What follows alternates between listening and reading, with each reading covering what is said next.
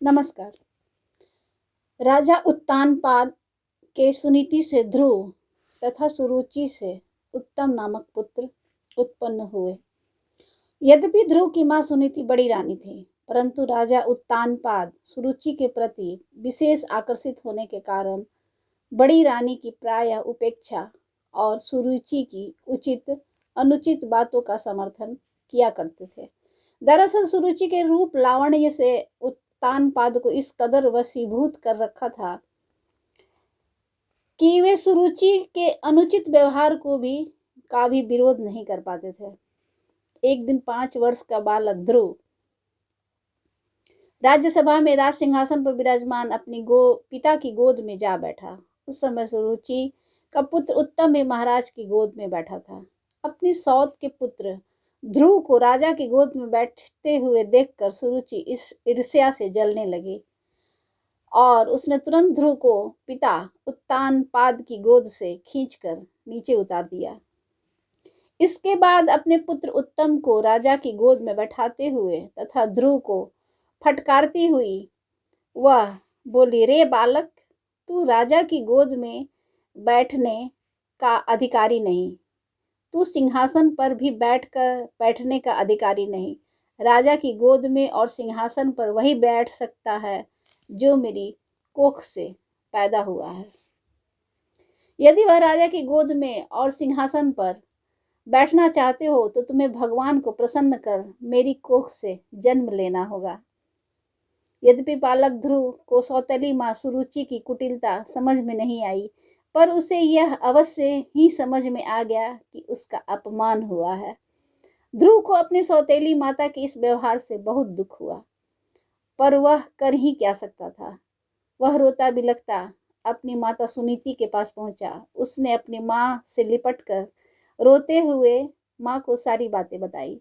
सारी बातें जानने के पश्चात सुनीति बोली, पुत्र ध्रुव, तुम्हारे पिता तुम्हारी छोटी माता के वशीभूत के कारण तुम्हारे साथ हुए दुर्व्यवहार का विरोध तक नहीं कर सके, पर तुम निराश मत हो पुत्र।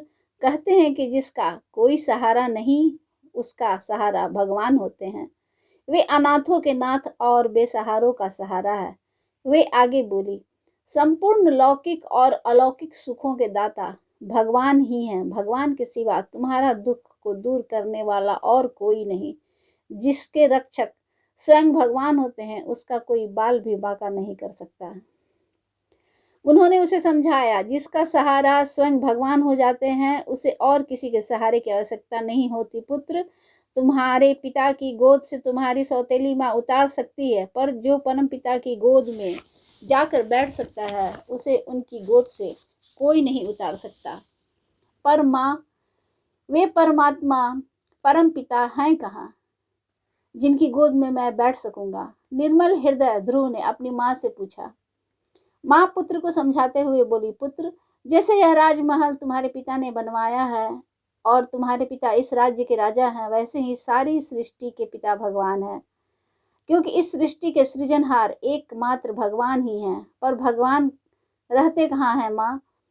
वे मुझे मिलेंगे कहाँ और कैसे? ध्रुव ने पूछा तो माँ बोली, पुत्र, वे सर्वव्यापी हैं, सर्वज्ञ हैं, इसलिए उन्हें तुम जहाँ भी पुकारोगे वहाँ वे तुम्हारी बातें सुनेंगे और तुम्हारी अभिलाषा को पूर्ण करेंगे। इसलिए पुत्र, तुम भगवान की आराधना करो और भगवान की भक्ति करो, वे तुम्हारी प्रार्थना अवश्य सुनेंगे। निर्मल हृदय ध्रुव के मन में माँ की सारी बातें घर कर गई। ध्रुव बोला, माँ, मुझे आज्ञा दो, मैं वन में जाकर भगवान की आराधना करना चाहता हूँ। माँ बोली, पुत्र, तुम अभी बालक हो, इसलिए तुम कुछ बड़े हो जाओ, इसके बाद वन में जाकर प्रभु की आराधना करना। अभी तुम घर में रहकर ही भगवान की आराधना करो। पर बालक बार बार राजमहल के शोर शराबे से दूर एकांत वन में जाकर शांत चित्त होकर भगवान की आराधना किया करता था। पूर्व जन्म के दिव्य संस्कारों के कारण ही 5 वर्ष के बालक ध्रुव में भगवत आराधना के प्रति ऐसी दृढ़ भावना पैदा हुई कि भगवान का पूर्ण भरोसा होने के कारण अंततः ध्रुव की जिद भी पूरी हुई और भगवान पर पूर्ण भरोसा होने के कारण सुनीति ने अपने पुत्र को वन में जाने की आज्ञा दे दी। बालक ध्रुव दृढ़ निश्चय के साथ वन की ओर चला जा रहा था। कहते हैं कि सर्वव्यापी और सर्वज्ञ भगवान सर्वत्र हैं और वे सब कुछ जानते हैं, वे सब कुछ देखते हैं और वे उसकी मदद अवश्य करते हैं। जो भगवान की ओर चल पड़ता है सो भगवत कृपा से ही मार्ग में ध्रुव को देवर्षि नारद मिले। दोनों में वार्ता हुई। ध्रुव के दृढ़ निश्चय को देखकर देवर्षि नारद विस्मित हो गए और प्रसन्न भी और बोले, पर पुत्र तुम्हारी आयु अभी बहुत छोटी है, यह उम्र तो खेलने और खाने की है। इस अवस्था में तुम वन में भला तपस्या कैसे कर सकते हो? फिर कैसे करोगे? फिर बड़े बड़े योगी मुनि तो दीर्घकाल तक तपस्या करते रहने के पश्चात भगवान का दर्शन अनेकों जन्मों के पश्चात कर पाते हैं। ये बातें सुनकर भी ध्रुव अपने निर्णय पर अडिग रहा और बोला, मुने आप बड़े दयालु हैं, अस्तु आप मुझे कोई ऐसा ही उपाय बताएं जिससे मैं शीघ्र ही भगवान को पा सकूं।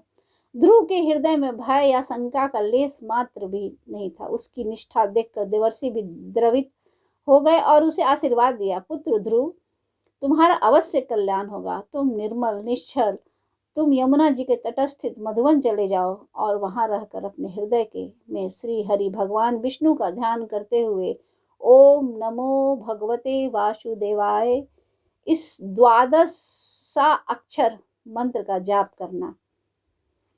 देवर्षि नारद के कहे अनुसार ध्रुव यमुना जी के किनारे मधुवन में जा पहुंचे और भगवान की भक्ति करने लगे। वे नित्य प्रातः मध्याह्न व सायंकाल में यमुना में स्नान कर स्थिर सुखपूर्वक आसन पर बैठकर प्राणायाम करते, फिर चित्त को स्थिर व एकाग्र करके अपने हृदय में भगवान विष्णु के दिव्य स्वरूप का ध्यान करते हुए महामंत्र का जाप करते। नित्य भगवत आराधना के फलस्वरूप उनका चित्त पूर्णतः निर्मल हो गया और भगवान के ध्यान में डूबकर भगवान के साथ एकाकार होने लगा। साधना के दौरान साधक के मन में प्रायः शंका, भय और नाना विघ्न प्रलोभनों का बवंडर उठ खड़ा होता है। उस स्थिति में साधक को धैर्य, साहस और उत्साह, उमंग, श्रद्धा, भक्ति में अडिग व अटल रहना पड़ता है। तभी उसकी साधना एवं भक्ति परिपक्व होकर पूर्णता को प्राप्त होती है। तभी भगवत साक्षात्कार के रूप में साधक को भक्त की परम पद की प्राप्ति होती है। ध्रुव के मन में भी कई बड़ी भयानक भयावह परिस्थितियां उत्पन्न हुई। कभी माया ने माता सुनीति का रूप धारण कर ध्रुव पर ममता का जाल फेंका, तो कभी माया ने राजमहल के सुख वैभव की कल्पना का चित्र विचित्र चलचित्र दिखाकर ध्रुव को साधना से विचलित करने का प्रयास किया। पर ध्रुव प्रभु के ध्यान में मग्न रहे। उनका चित्त प्रभु के ध्यान में ही लीन रहा। इस प्रकार तपस्या करते हुए ध्रुव को 6 माह बीत गए। तब करुणा सिंधु भगवान ने अपने भक्त ध्रुव पर करुणा की और वे ध्रुव के समक्ष प्रकट हुए। उस समय भी ध्रुव भगवान के ध्यान में मग्न थे, डूबे हुए थे। यह सत्य है कि भक्त को साध्य तो प्रिय होता है, किंतु उसे साधन भी कम प्रिय नहीं होता। अर्थात उसे भगवान भी तो प्रिय होते ही हैं, पर भक्ति भी उसे बहुत प्रिय लगती है, क्योंकि भक्ति ही तो उसे भगवान को प्राप्त कराती है। साधन से ही साधक भगवान का ध्यान करता है।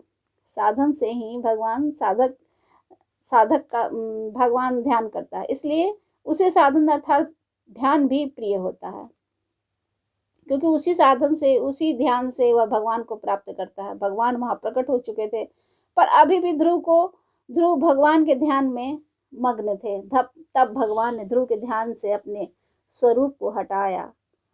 तब जाकर विकल होकर ध्रुव ने आंखें खोली।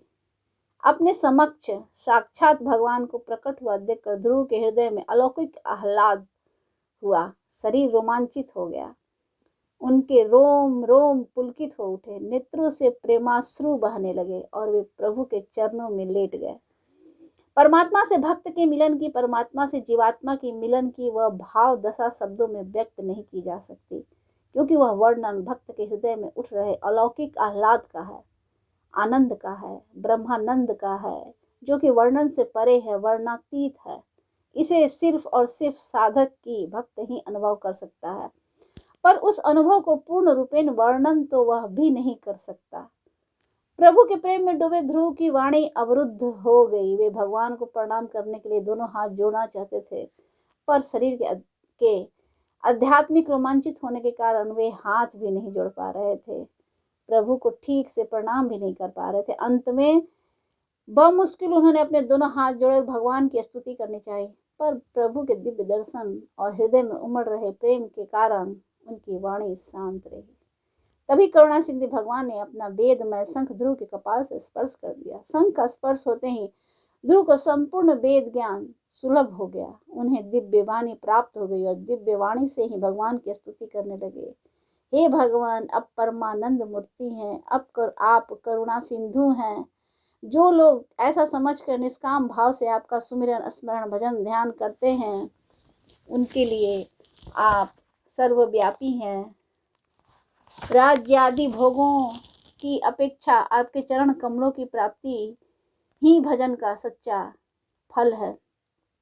स्वामी, यद्यपि आप ऐसी ही हैं, तो भी गौ जैसे तुरंत जन्मे हुए बछड़े को दूध पिलाती है और व्याघ्रादि से बचाती रहती है, उसी प्रकार आप भी भक्तों पर कृपा करने के लिए निरंतर आतुर रहने के कारण हम जैसे सकाम जीवों की कामना पूर्ण करके संसार भय से उनकी रक्षा करते हैं।